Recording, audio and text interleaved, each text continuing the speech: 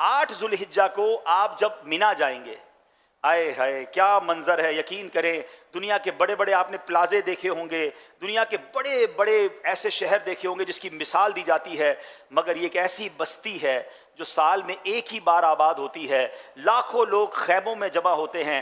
Blue کریں multi national 5 star hotel کا بستر ایک طرف اور مینا کے خیمے کی رات ایک طرف، اور وہاں واش روم اور وضو خانے میں لائن میں بھی لگ رہے ہیں، مگر اس کا بھی ایک مزہ ہے. لبیک کی صدائیں ہیں. تو یہ کیفیت کو انجوائے کرنا ہے، اس میں فرسٹریٹ نہیں ہونا ہے، اس میں گھبرانا نہیں ہے. یا معاذ اللہ وہاں بھی لوگ کہہ رہے ہوتے ہیں یار مزہ نہیں آ رہا، کھانا نہیں مل رہا، اور جناب وضو کے لیے اتنی لمبی لائن ہے. نہیں جناب، یہ تو نصیب والوں کو حصہ ہے. خدا کی قسم آپ جب مینا میں ہوگے نا، دنیا کے کروڑوں مسلمانوں کی آنکھیں اشکبار ہوں گی.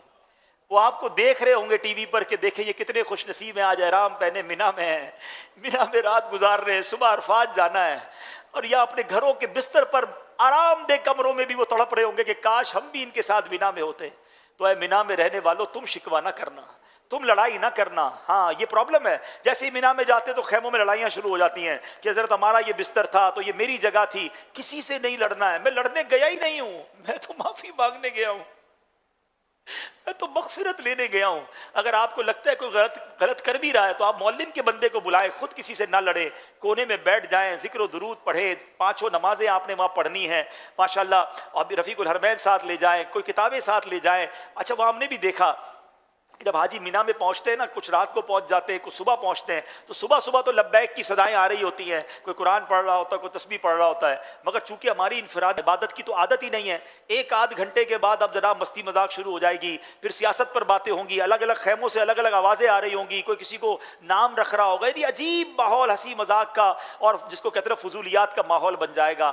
ایسے ماحول میں آپ مت رہیے گا. آپ کو لگتا ہے مطالعے سے تھک گیا ہوں، تسبیح اٹھا لیجئے گا. تسبیح کے بعد تھک گیا ہوں تو نوافل شروع کر دیجئے گا. موبائل فون پر کچھ تلاوت، کچھ نعتیں، کوئی ایسی چیز جس میں بس میں عبادت پہ مصروف رہوں. اور سبحان اللہ اب جو رات آئے گی پیارے اسلامی بھائیوں، یہ شب عرفہ ہے. یہ رات پتہ ہے کون سی ہے؟ شب عرفہ. صبح کہاں جانا ہے؟ عرفات جانا ہے. تو شب عرفہ بڑی مقبول رات ہے.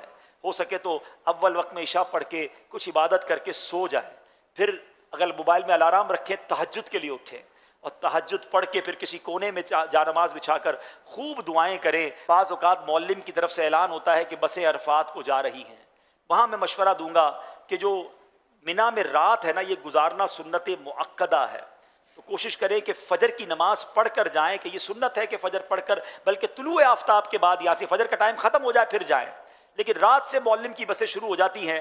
اگر سارے ہی جا رہے ہیں اور آپ کی معلم یا آپ کا گروپ لیڈر بات نہیں مان رہا تو پھر آپ چلے جائیں.